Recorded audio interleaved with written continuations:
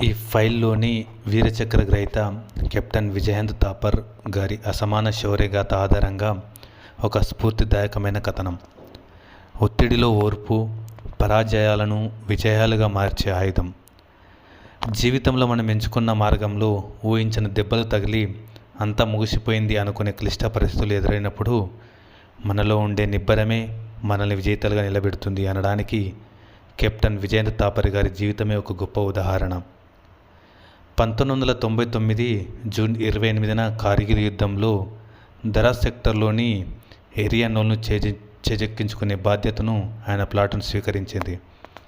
ముందుకు సాగుతున్న సమయంలో శత్రుల భారీ పిరంగి దాడుల వల్ల వారి బృందానికి తీవ్ర నష్టం వాటిల్లింది. చుట్టూ ప్రాణభయం, తీవ్ర ఒత్తిడి ఉన్నప్పటికీ ఆయన అసాధారణమైన ప్రశాంతతను, ధైర్యాన్ని ప్రదర్శించారు. గాయపడిన వారిని సురక్షిత ప్రాంతాలకు తరలిస్తూనే మిగిలిన సైనికులను మళ్లీ దాడికి సిద్ధం చేశారు.